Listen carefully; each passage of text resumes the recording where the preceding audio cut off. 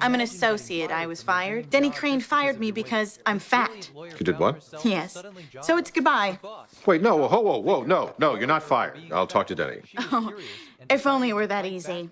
You see, I've been damaged, and I've hit the lottery. We'll see you all in court. You can't be serious. Judas Priest, she's the size of an elephant. Okay, I'll hear from the petitioner.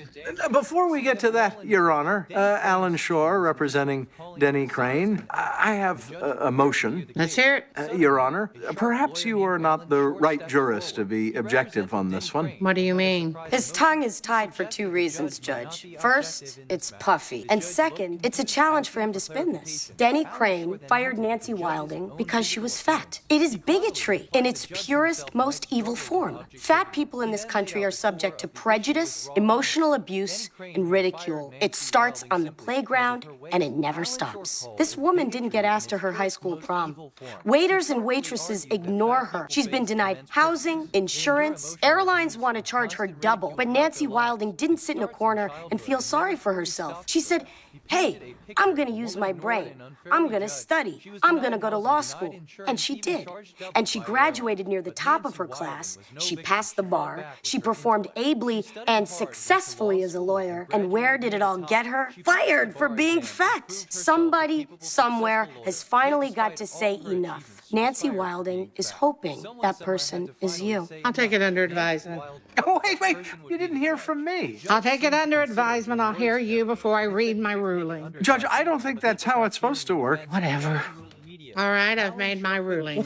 Wait, no, you said you'd hear from me. Yeah, I could predict what you'd say. Well, I'd like to say it just the same, Your Honor.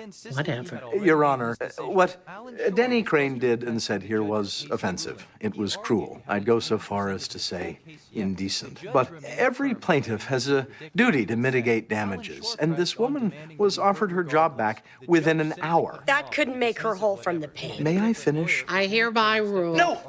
Your Honor, I agree with many of the things Ms. Path said.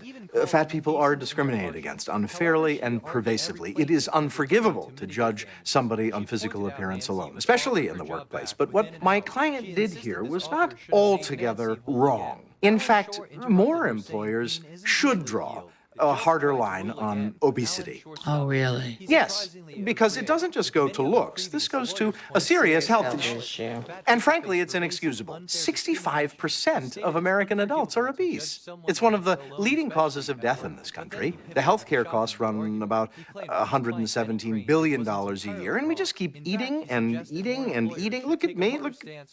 Denny, the fast food companies keep proliferating. Portion sizes keep getting bigger and bigger, candy bars and soft drinks, and we keep getting fatter and fatter and fatter as if it's not killing us, and it is. And given this new study at Harvard, maybe what Denny did wasn't altogether out of line. Simply having fat friends can triple your risk of becoming obese. If this is true, Judge, if obesity is contagious through social networking, then maybe all employers have a duty to their employees to weed out the heifers. And maybe it's about time to put aside our inflated sense of political correctness and practice a little tough love with our friends and families. Say to a loved one, you're fat. Tell a friend, you look like a hippo on the verge of a heart attack. Shock them into going on diets, not just to save themselves, but possibly their friends and coworkers. That's all Denny Crane was trying to say. And perhaps he should be applauded for it. You done? Yes, Your Honor, it appears I'm quite done.